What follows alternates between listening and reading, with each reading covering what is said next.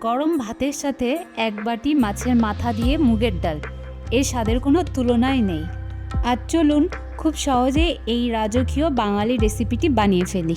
প্রথমেই 5-6 টুকরো আদা, 2টো কাঁচা লঙ্কা ও 1 চামচ জিরে দিয়ে একটা পেস্ট করে নেব। তারপর একটি পেঁয়াজ কুচিয়ে এটিকেও পেস্ট করে নেব। তারপর একটা কড়াইতে কিছুটা তেল স্প্রে করে 200 গ্রাম মতো মুগ ডালটা ভালো করে ভেজে নেব। মুগ ডালটা ভাজা হয়ে গেলে জলে একবার হালকা হাতে ধুয়ে নেব।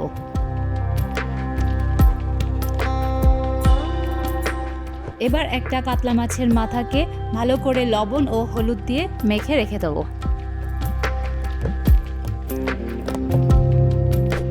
এবার কড়াইতে কিছুটা জল দিয়ে ডালটাকে ভালো করে সিদ্ধ করে নেব।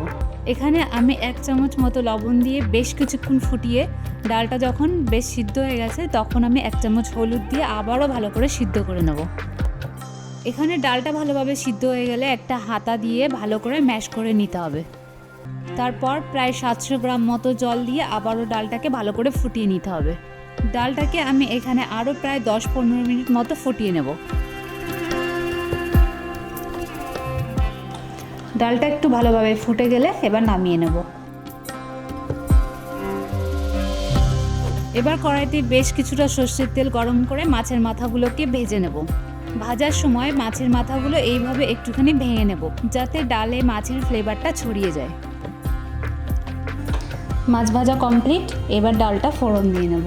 এবার ওই একই তেলে 2টো শুকনো লঙ্কা, একটা তেজপাতা ও 1 চামচ গোটা জিরে দিয়ে কিছুক্ষণ নাড়িয়ে নেব। এরপর যে পেঁয়াজ ও আদা কাঁচা লঙ্কার পেস্টটি করেছিলাম সেটি দিয়ে ভালো করে নাড়িয়ে নেব। একটু নাড়াচাড়া হয়ে গেলে একটা টমেটো কুচি ও 1 চামচ ধনে গুঁড়ো দিয়ে আবারও ভালো করে নাড়াতে হবে।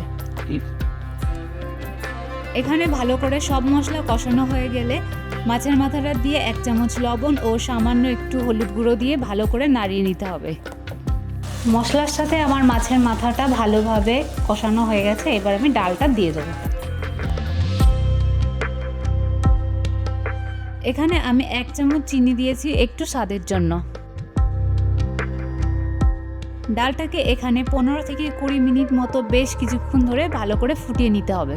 তারপর নামানোর আগে 1 চামচ গরম মশলা ও 1 চামচ ঘি দিয়ে নামিয়ে নেব।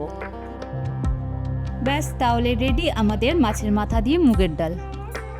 খেতে কিন্তু অসাধারণ হয়, আপনারা একবার হলেও বাড়িতে বানিয়ে দেখতে পারেন।